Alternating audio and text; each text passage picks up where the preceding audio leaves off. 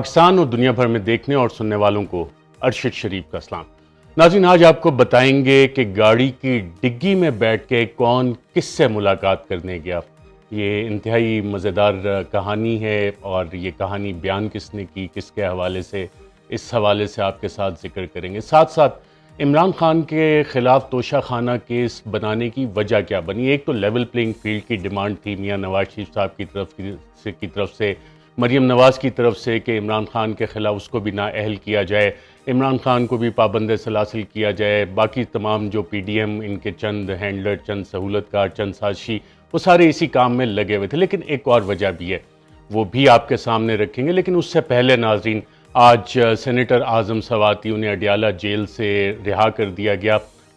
ضمانت کے اوپر۔ سینیٹر ہیں، پاکستان کی سینٹ کے ایوان بالا کے ممبر ہیں، اور ان کو جو ضمانت دی ہے جج صاحب نے، اس میں جو آرڈر لکھا، اس میں بڑا واضح لکھا کہ کیا کسی فوج کے افسر یا کسی جوان سے رابطہ ہوا یا کسی نے بغاوت کی، اور ان کا جرم کیا تھا۔ ان کا جرم یہ تھا کہ انہوں نے جو مبینہ جرم کہا جاتا ہے، جو انہوں نے اپنی اظہار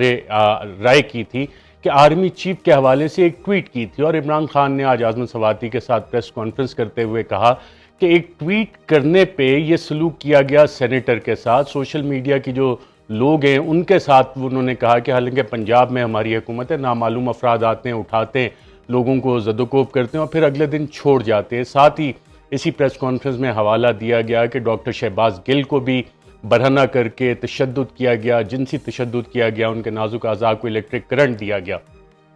ساتھ ہی اسی پریس کانفرنس میں ذکر ہوا نوجوان صحافی جمیل فاروقی کا۔ ان کا قصور بھی یہ تھا کہ انہوں نے ایک ٹویٹ کی تھی، اور ڈاکٹر شہباز گل کے کسٹوڈیل ٹارچر کے حوالے سے انہیں بھی پکڑا گیا، برہنہ کیا گیا، تشدد کیا گیا جمیل فاروقی کے اوپر، صحافی پہ بھی۔ اور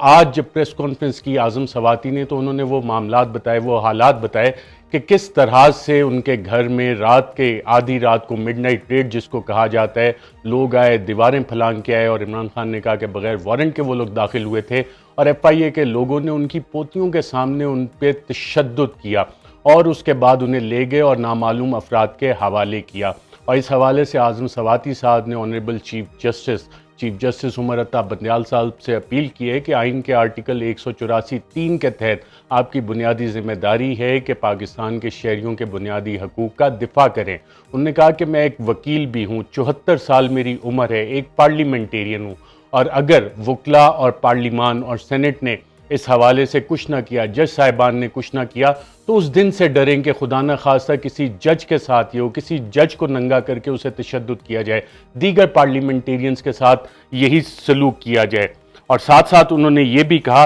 کہ میں سپریم کورٹ خود جاؤں گا، میں دنیا کی تمام فورمز پہ یہ آواز اٹھاؤں گا تاکہ وہ لوگ جو اس تشدد میں ملوث ہیں ان کا پتہ لگایا جا سکے۔ ناظرین، عمران خان صاحب نے بھی نامعلوم افراد کا ذکر کیا۔ اس حوالے سے ناظرین، اگر ہم ملک کی تاریخ دیکھیں تو محترمہ بے نظیر بھٹو کے دور میں ایک آپریشن مڈ نائٹ جیکال ہوا تھا، اور محترمہ بے نظیر بھٹو صاحبہ نے باقاعدہ نام بتائے تھے، اور اس میں اس وقت کے army chief general Aslam Beg کا نام بھی آیا تھا، پھر بریگیڈیئر امتیاز کا جو آئی ایس آئی کے انٹرنل ونگ کے تھے ان کا نام بھی آیا تھا، پھر میجر عامر کا نام بھی آیا تھا، اور ان کے بعد میں باقاعدہ طور پہ کورٹ مارشل بھی ہوا تھا۔ اور میجر عامر نے کسٹڈی میں بتایا تھا کہ جو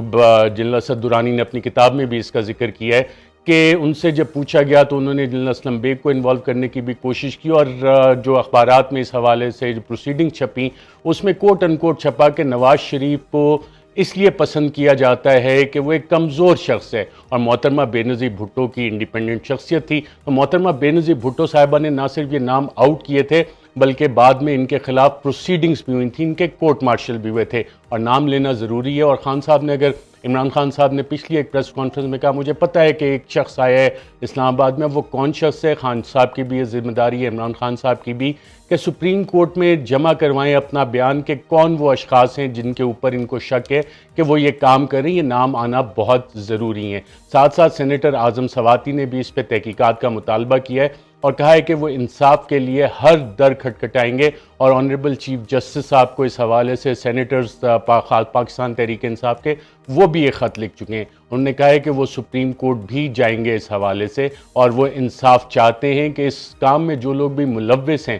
تشدد کے کام میں ملوث ہیں، لوگوں کو برہنہ کرنے میں، انہیں باقاعدہ طور پہ سامنے لایا جائے اور قرار واقعی قانون کے مطابق سزا دی جائے۔ اس حوالے سے ناظرین، ٹارچر کے خلاف پارلیمنٹ نے ایک بل بھی پاس کیا ہے، اور اس بل میں سزائیں ہیں پبلک آفیشلز کے لیے جو اس کام میں ملوث ہوتے ہیں۔ اس پہ